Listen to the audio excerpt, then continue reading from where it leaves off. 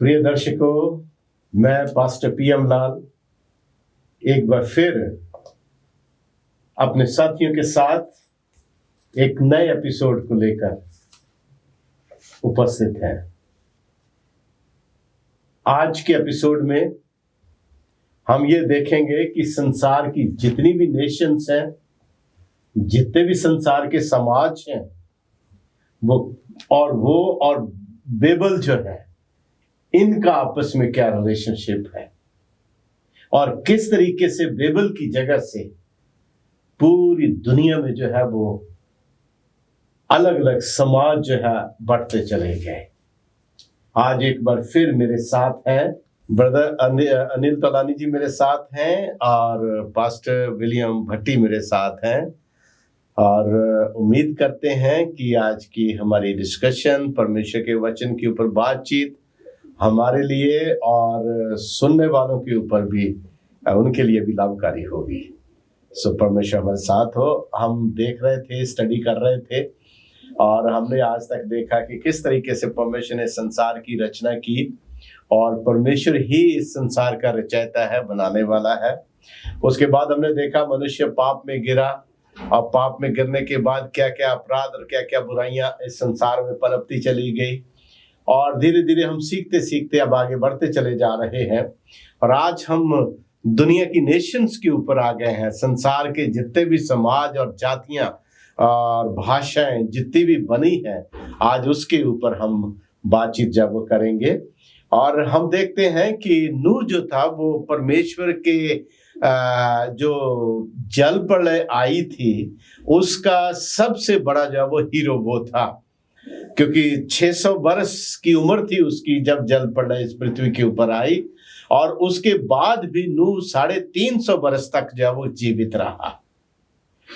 पर इसके दौरान जो है हम देखते हैं कि इतना बड़े बड़े कार्य करने के बाद भी हमें पता चलता है कि उसके समय में नूह जो है अपने लिए एक दाख की बारी लगाता है, और दाख की बारी लगाता है, और उसका जूस जो है वो फर्मेंटेड वाइन पी करके वो अपनी झोंपड़ी में अपने पड़ा होता है, और वो जो है वो नेकड हो जाता है, नंगा हो जाता है।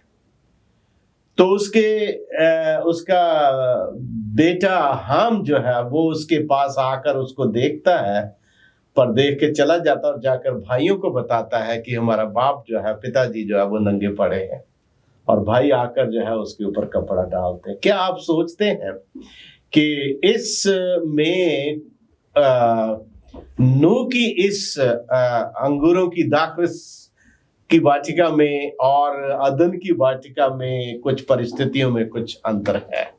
क्या सोचते हैं आप? यहाँ पर हम देखते हैं कि एक बहुत बड़ी सिमिलैरिटी है इन दोनों चीजों में जो आपने सवाल पूछा है। अगर देखा जाए तो आदम के समय में जब हवा ने उस फल को देखा और उसको खाया और उनको कर्ज किया गया, सिंपल तरीके से अगर हम देखें कि उसका जो रिजल्ट है वो भी उनको देखने के लिए मिला गया, और अदन की वाटिका से बाहर निकाल दिया। और यहाँ पर अगर हम देखते जब हाम ने अपने पिता को नंगा देखा तो उसका फल भी उसे भुगतना पड़ा, क्योंकि खुदावंद के कलाम उसको भी कर्ज किया गया। तो जैसे आदम और हवा कर्ज किए गए बागी अदन में फल खाने के द्वारा, और उनको पता चला कि वो जो है वो उससे पहले वो नहीं जानते थे कि वो नंगे हैं, लेकिन उसके बाद उनको पता चला कि वो नंगे हैं। मीन्स अपराध और पाप इस दुनिया में आ गया, बुराई इस दुनिया में आ गई। उसी तरीके से नूह के समय में भी हम देखते हैं कि नूह भी जो है वो फर्मेंटेड वाइन या एक नशे वाली जो है वो अंगूरों का जूस पी करके वो क्या हो जाता है, वो पड़ा हुआ होता है, नंगा हो जाता है, और उसके बच्चा उसका हाम जो है उसको देखता है, जिसके कारण उसे भी कर्ज होना पड़ता है। तो मैं यहाँ पर अगर हम देखें तो एक माँ बाप की जो हम 10 आज्ञाओं में भी पढ़ते हैं, यहाँ पर भी कितनी वो चीज इंपॉर्टेंस रखती है। बिल्कुल सच बात है कि अगर हाम के बारे में देखें तो उसने देखा और भी जैसे लोगों को बताया। सिर्फ उसने देखा ही नहीं, मतलब उसको चाहिए था कि अगर उसने देख लिया तो उसको अपने पिता की उस चीज को जो नंगापन उसने देखा उसको कवर करना चाहिए था। बिल्कुल तो वो करने की जगह उसने और भी लोगों को बताया जो उसे बहुत अच्छा थॉट आपने दिया है पास्टर, क्योंकि परमेश्वर ये नहीं देखेगा कि अरे वो तो पिता का गुनाह था तो चलो बच्चों को माफ कर दो। नहीं, हमारा कर्तव्य क्या है, हम अपने फर्ज को कितना निभा रहे हैं, परमेश्वर ने जो कुछ हमें दिया है उसमें हम कितना कर रहे हैं, हमें उसका उत्तर परमेश्वर को देना पड़ेगा। परमेश्वर उसके अनुसार हमारा न्याय करेगा। यही कारण था कि परमेश्वर ने हाम को जब कर्ज किया, और जो याफेत और शेम उसके जो बेटे थे उनको जब पता चला तो कपड़ा लेके उल्टे पांव जब वो जाते हैं और जाकर अपने पिता के नंगेपन को क्या कर देते हैं, ढक देते हैं। इसी तरीके से अदन की वाटिका में जब परमेश्वर ने देखा कि ये नंगे हैं तो उसने उनको क्या कर दिया, बलिदान के द्वारा चमड़े के कपड़े उनको पहना दिए। तो ये चीजें हमें बताती हैं कि परमेश्वर की रास्तबाजी हमें किस तरीके से ढकती है, किस तरीके से हमारे अपराधों को कवर करके हमको परमेश्वर की महिमा के लिए तैयार करती है। और इसके बाद मैं देखते हैं तुलन जी, मैं आपसे जानना चाहूंगा, आगे जाकर हम देखते हैं जब ये लोग बढ़ने लगते हैं पृथ्वी के ऊपर तो फिर ये एक ऐसी जगह पर आते हैं जो बहुत खुला बड़ा मैदान है, और उस मैदान में ये बस जाते हैं, और बसने के बाद वहां पर जो है ये फिर एक मोन्यूमेंट बनाना शुरू करते हैं, एक बाबुल का बुर्ज बनाना शुरू करते हैं। उसके पीछे इनका क्या उद्देश्य हो सकता है, वचन क्या लिखता है, क्या सोचते हैं आप? जब ये वो बाबेल की बिल्डिंग बनाते हैं तो उसके पीछे असल में उनका ये मकसद था कि वो उसके द्वारा वो आसमान में परमेश्वर तक पहुंचे। क्या बात है, बिल्कुल सही बात आपकी। क्योंकि जब उन्होंने देखा जब बाढ़ आई थी तो वो चाहते थे कि हम ऐसा बनाएं कि बाढ़ के द्वारा हम नष्ट ना हो और हम उस बुर्ज के द्वारा जो है परमेश्वर तक पहुंचे और उसके अधिकार को जो है हम अपने हाथ में ले लें। तो बहुत अच्छा विचार आपका। परमेश्वर ने जब ये देखा कि ये लोग इस तरह से कर रहे हैं और परमेश्वर ने उनको आशीष दी थी पृथ्वी भर में फैल जाओ, लेकिन वो एक दूसरे से दूर ना जाना चाहते थे और वो वहीं एक ही जगह बसना चाहते थे। तब परमेश्वर ने उनको कर्ज किया और उनकी भाषा में गड़बड़ी पैदा की। जो हम देखते हैं पहले एक ही भाषा थी पूरे उसमें मानव जाति में, लेकिन बाद में परमेश्वर ने कर्ज किया और वो जो है भाषा बदल गई और भिन्न भिन्न भाषाएं उसके बाद बोली जाने लगी। और आज तो हर 12-13 किलोमीटर के बाद जब वो भाषा जब एक्सेंट जब वो चेंज हो जाता है इंसान का, तो आज दुनिया में जितनी भी भाषाएं हैं इसी तरीके से जानी जाती हैं। आपने बड़ा अच्छा विचार दिया और पास्टर भट्टी कुछ ऐड करना चाहेंगे? मैं बताना चाहता हूँ कि एक साफ तरीके से देखे तो वो खुदावन के खिलाफ जा रहे थे। एग्जैक्टली खुदावन के खिलाफ, क्योंकि खुदावन ने पहले ही, जैसे हमने लास्ट बार भी डिस्कस किया, कि वो रेनबो जो एक साइन दिया था कि दोबारा ऐसे कभी भी पानी से खुदावन दुनिया को बर्बाद नहीं करेगा। लेकिन उन्होंने फिर भी खुदावन की वो जो प्रॉमिस थी उसके ऊपर उन्होंने बिल्कुल विश्वास नहीं किया। सो पसवटी, बहुत अच्छी हमारी जो है चर्चा चल रही है, लेकिन आइए हम एक छोटा सा ब्रेक लेंगे, उसके बाद फिर दोबारा आते हैं हम। दर्शकों, एक छोटे से ब्रेक के बाद फिर दोबारा हम आते हैं, हमारे साथ बने रहिएगा। प्रिय दर्शकों, एक बार फिर मैं आपका स्वागत करता हूं और हम अपनी चर्चा को इसी तरीके से जारी रखेंगे। तो यहाँ पर हम देखते हैं कि हाम जो है जिसको कर्ज किया गया, और उस कर्ज के बाद जो है वो डे बाय डे उसकी जितनी भी जनरेशन थी वो कर्ज की ओर बढ़ती चली गई। और उसके जो बेटे हुए थे उन बेटों में एक बेटा था जिसका नाम था कैनान, और कैनान के बेटा पैदा हुआ था उसका नाम था निम्रोद। निम्रोद का बाइबल में एक बड़ा डिफरेंट जो है वो चरित्र जो है वो बताया गया है, क्योंकि निम्रोद जो था उसको एक माइटी हंटर या एक बहुत बड़ा शिकारी के रूप में उसको कहा गया है, जो परमेश्वर के लोगों को शिकार करके उनको मसीह से दूर करने का कार्य करता था। और उन्होंने बाबुल में इकट्ठे करके, इसने सबको एक करके निम्रोद ने वहां पर एक बुर्ज जो वो बनाने की कोशिश करी। और जब वो बुर्ज जो है वो बना रहे थे तो परमेश्वर ने उनकी भाषाओं में क्या किया, गड़बड़ी डाली, क्योंकि ये परमेश्वर का प्लान नहीं था। प्रभु का तो ओरिजिनल प्लान जो था वो कुछ दूसरा था। तो मैं चाहता हूं कि हम लोग देखें कि परमेश्वर के लिए हर मनुष्य के पास क्या है, प्लान है, योजनाएं हैं। अब ये जो लोग थे जिनको प्रभु ने इस पृथ्वी के ऊपर पैदा किया, इनके लिए क्या प्लान था खुदा का, क्या योजना थी खुदा की? मैं चाहता हूं तोलानी जी आप उसके ऊपर थोड़ा सा रिफ्लेक्शन डालें। तो एक्चुअली परमेश्वर की जो ओरिजिनल योजना थी, ओरिजिनल प्लान था, वो तो अलग था। जैसे उसने आदम और हव्वा को परमेश्वर ने आशीष दी कि फूलो फलो और पृथ्वी भर में फैल जाओ। तो परमेश्वर चाहता था कि ये लोग जो है पृथ्वी भर में फैल जाएं और पूरी पृथ्वी पे कब्जा कर लें और पृथ्वी भर में फैल जाए। परमेश्वर की वास्तविक योजना ये थी। लेकिन ये जो लोग हैं, इन्होंने उस टावर को बनाने के द्वारा और वहीं पे रहने के द्वारा जो परमेश्वर की जो ओरिजिनल योजना है उसको इन्होंने नकार दिया और ये लोग वहीं पे रहने लगे।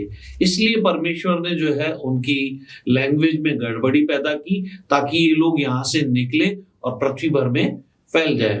और शैतान जो है इस योजना के द्वारा, दरअसल शैतान उस योजना पे काम कर रहा था, वो अपना साम्राज्य स्थापित करना चाहता था। जैसा कि आज के दिन में भी हम देखते हैं कि शैतान जो है वो लोगों को परमेश्वर के विरुद्ध भड़काता है और जो है वो अपना राज्य स्थापित करना चाहता है, जबकि परमेश्वर की योजना ये नहीं है। पर क्योंकि शैतान जो है वो मृत्यु की ओर ले जाता है और परमेश्वर जो है वो जीवन की ओर ले जाता है। परमेश्वर चाहता है कि जीवन पाए और बहुतायत से पाए। धन्यवाद तोलानी जी, बहुत अच्छा विचार है। Pashupati, would you like to add something? कुछ ऐड करना चाहेंगे तोलानी जी के विचार में? बिल्कुल, बड़े अच्छे तरीके से उन्होंने कहा। मेरे पास कुछ ऐड करने के लिए नहीं है, लेकिन एक बात इसमें मैं बोलूंगा कि जैसे शैतान की बात चल रही है, जैसे निम्रोद की आप बात कर रहे हो कि लोगों को इकट्ठा किया और उनके दिमाग में ऐसी बात डाली, और वाकई सच में ये सच बात है कि शैतान भी आज लोगों को उसी तरीके से इकट्ठा कर रहा है खुदावन की आज्ञाओं के खिलाफ। वैसे ही शैतान आज भी काम कर रहा है। बिल्कुल सही बात है आपकी।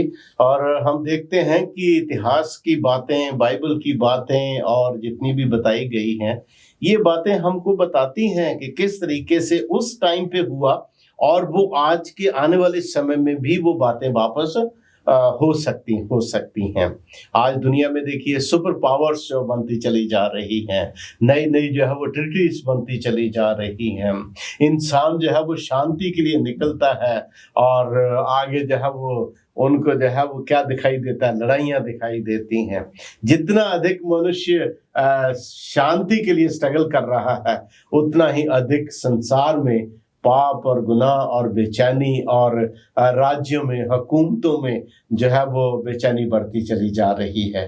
तो ये सब चीज़ें बता रही हैं कि शैतान अपने उद्देश्यों को पूरा करने के लिए इस संसार की बहुत बड़ी बड़ी हुकूमतों को इस्तेमाल करने वाला है, जो उसको सबमिट करके चलेंगी और वो अपने पावर को दिखाने के लिए शैतान के उद्देश्यों को पूरा करेंगे और उनके द्वारा इस दुनिया का विनाश जो है वो दिन प्रतिदिन बढ़ता चला जाएगा।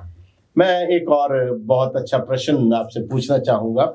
यदि हम बाइबल में देखें तो यहाँ पर जो है वो कुछ जेनेलॉजी का जिक्र आता है, कुछ वंशावलियों का जिक्र आता है। वंशावलियों के विषय में जब हम कभी बाइबल में पढ़ने को मिलता है तो मैं अपनी पर्सनल बात बताता हूँ कि मैं अक्सर क्या कर देता हूँ, मैं उसको जो है वो टाल जाता हूँ, क्योंकि ऐसा लगता है, बोरिंग सा लगता है।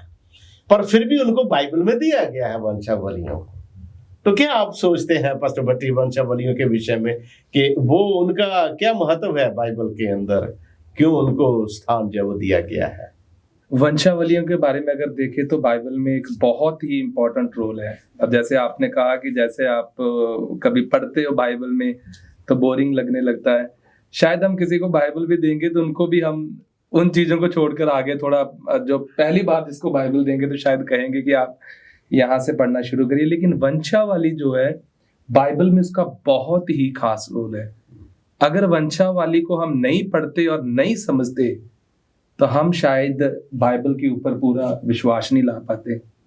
हमारे लिए सिर्फ एक बाइबल जैसे कहेंगे कि एक कहानी होती है, ऐसे हम इसको समझ नहीं पाते, क्योंकि कुछ पॉइंट्स है, कुछ बातें जो मैं आपको बताऊंगा और भी बहुत सी बातें हो सकती हैं कि बाइबल की जितनी भी घटनाएं हैं वो घटनाएं जो ऐतिहासिक है और प्राकृतिक है, वास्तविक है, जो वास्तविक लोगों से संबंधित है, जो कि पृथ्वी पर लोग जीवित रहे, जो मरे और जिनका टाइम जो है बिल्कुल वो मैं कह सकता हूँ कि ठीक ठीक गिना हुआ है, उनके बारे में हम बाइबल में पढ़ते हैं।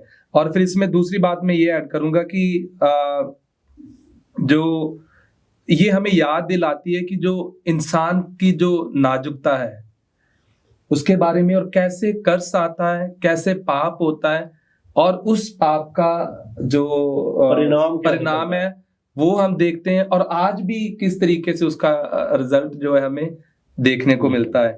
और फिर अगर हम आगे देखें तो ये पास्ट की जो कंटिन्यूटी को दिखाता है जो आज के समय में भी है। मेरा कहने का मतलब कि ये एक क्लियर लिंक जो एस्टेब्लिश करता है पास्ट से लेकर प्रेजेंट तक। तो इसीलिए ये बहुत ही वंशावली जो है वो बहुत ही जरूरी है। अगर इसकी तरफ हम नहीं ध्यान देंगे तो शायद हम बाइबल को भी अच्छे तरीके से समझ नहीं पाएंगे। बहुत ही मैं सहमत हूँ पादरी साहब से। यदि हम इतिहास को उठाते हैं, अगर हम इतिहास पढ़ते हैं तो हमें वही नाम बाइबल में देखने को मिलते हैं, और बाइबल में एग्जैक्ट बताया है कितने साल जीवित रहे, कितने वर्ष। और जब उनको कनेक्ट करते हैं इतिहास से और बाइबल से तो हम पाते हैं कि दोनों एग्जैक्टली सेम है। इस चीज से जो है हमारा विश्वास बाइबल में और मजबूत हो जाता है।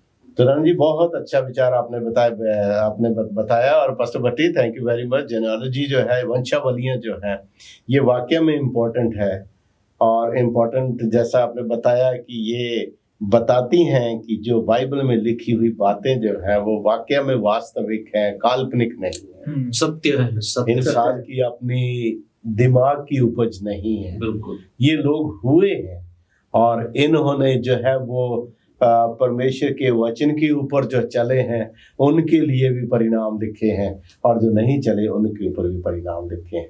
तो ये सारी बातें जो है ये हमें बताती हैं कि परमेश्वर का वचन एक सत्य पुस्तक है, और उनसे सीखते हुए आज के वर्तमान समय में हम परमेश्वर के प्यार में बढ़ते चले जाते हैं। एक छोटे से ब्रेक के लिए एक बार फिर हम रुकेंगे यहाँ पर, और उसके बाद फिर आते हैं अपनी चर्चा को इसी तरीके से जारी रखेंगे। प्रिय दर्शकों, एक बार फिर हम रुकते हैं एक छोटे से ब्रेक के लिए।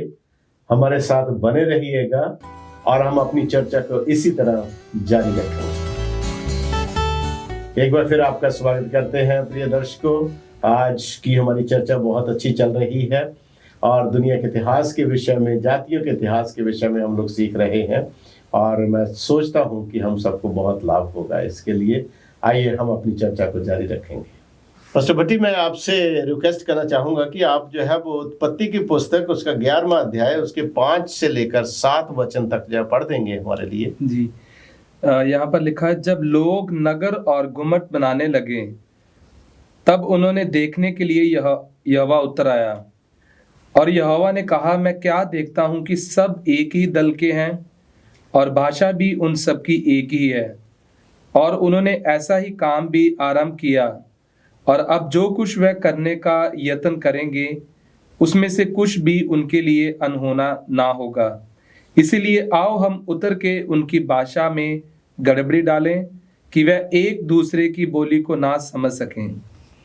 तो रानी जी, यहाँ पर पवित्र शास्त्र में लिखता है कि जब वो बुर्ज बनाने लगे एक साथ मिलकर, और यहाँ हमें ये भी पता चलता है कि उन्होंने जो है वो मिट्टी की ईंटें बनाई और बनाकर फिर उनसे जो उनको आग में डालकर उन्होंने तपाया और बनाने लगे। लेकिन उसके बाद जब वो बना रहे थे तब परमेश्वर जो है यहाँ कहता है कि आओ हम उतर कर उनकी भाषा में गड़बड़ी डालें।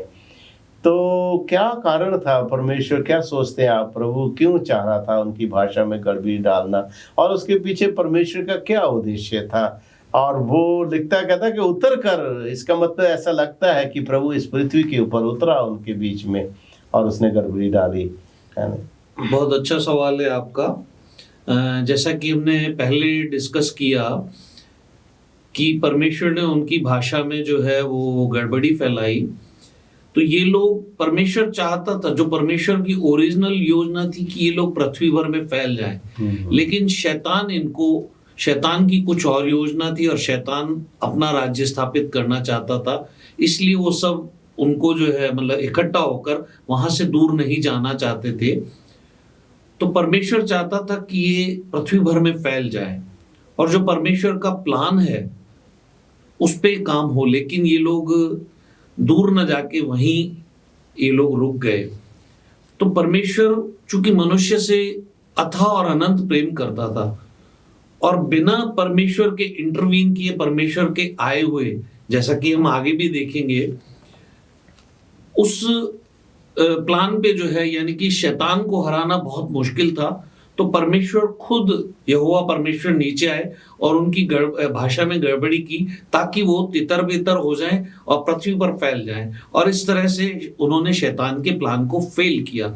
इसी तरह हम देखते हैं नए नियम में जब प्रभु यीशु मसीह पृथ्वी पे आए तो वो अपने स्वर्ग को छोड़ के मनुष्य बन के मनुष्यों के बीच में आए ताकि वो शैतान को कुचल सके, और जो शैतान योजना बना रहा है मनुष्यों के लिए और जो योजना जो है वो विनाश की ओर ले जाती है, तो चूंकि परमेश्वर हमसे प्रेम करता है, अथाह प्रेम करता है, और परमेश्वर चाहता है कि हम सब बचाए जाएं और अनंत जीवन के वारिस बने, तो खुद प्रभु यीशु मसीह मनुष्य बनकर आए, स्वर्ग की महिमा को छोड़कर पृथ्वी पर आए ताकि वो हमें बचा सके। बहुत अच्छा। इन दोनों में ये बिल्कुल समानता है कि स्वयं परमेश्वर दोनों बार जो है वो नीचे आए और इस तरह से उन्होंने शैतान के प्लान को फेल किया और मनुष्यों को बचाया। Thank you. मैं कुछ बोलना चाहता हूँ कि वाकई जैसे मिस्टर तुलानी ने कहा है, मैं भी इसी में से एक आयत पढ़ रहा था। यहाँ पर लिखा है, यदि मैं आकाश पर चढ़ जाऊं, जो कि भजन संहिता 139 उसका 8 में है, यदि मैं आकाश पर चढ़ूं तो तू वहां है, यदि मैं अपना बिछौना अधोलोक में बिछाऊं तो वहां भी तू है। तो यहाँ पर वाकई जैसे आपने बताया, बिल्कुल सही आपने बताया। मैं ऐड करूंगा कि यहाँ पर जो कॉन्सेप्ट है ना, जो मेन एम्फसाइज जिसके ऊपर किया जा रहा है वो ये है कि खुदावंद की एक इंसान के साथ टोटल जो इन्वॉल्वमेंट हुई यहाँ पर भी, कि वो नीचे आया और उनमें इन्वॉल्व हुआ। और उसी तरीके से जैसे आपने बताया कि प्रभु यीशु मसीह भी इस दुनिया में आए और शैतान की जो वहां पर अगर हम देखें तो वहां भी खुदावंद का प्लान ही पूरा हुआ लास्ट में, क्योंकि जो वो करना चाहते थे वो उसमें असफल रहे, वो सफल नहीं हुए। लेकिन जो खुदावंद की योजना थी, जो पहले योजना खुदावंद ने उनके लिए तैयार की थी, उसमें खुदावंद वो सफल हुए। खुदावंद का वहां भी प्लान फुलफिल हुआ। और अगर नए नियम में आकर हम देखें तो वाकई शैतान की सारी कहेंगे योजनाओं के ऊपर पानी फेर कर जो वहां जो प्लान पहले बना था प्रभु यीशु मसीह का, वहां पर भी वो आकर फुलफिल हुआ। Thank you very much Anil ji, बहुत धन्यवाद। पास्टर भट्टी, बहुत बहुत धन्यवाद आपका। बहुत ही अच्छे तरीके से हमने देखा है कि आज के लेसन में कि किस तरीके से नूह जो है वो जल प्रलय का बहुत बड़ा हीरो था, उसके बावजूद भी ही वॉज ह्यूमन बीइंग, एक कमज़ोर व्यक्ति था, और कमज़ोर व्यक्ति होने के नाते वो उससे भी मिस्टेक्स हुई। आगे जाके उसकी जनरेशन में जो है, उसकी आने वाली वंशावलियों में भी किस तरीके से फ़र्क प्रॉब्लम होती रही। पर ये सब होने के बावजूद भी परमेश्वर का उद्देश्य उनके लिए जो था वो कभी धूमिल नहीं हुआ। वो परमेश्वर की ओर से बना था, फिक्स था, और वो होना था। और जब ये लोग वहाँ पर फर्क पड़ता है तो ये बाबुल का बुर्ज बनाते हैं। तो बाबुल का बुर्ज जो है वो परमेश्वर की विरुद्धता का एक बहुत बड़ा चिन्ह है। परमेश्वर के प्लान, परमेश्वर की योजना का विरोध करने का सबसे बड़ा चिन्ह है बाबुल।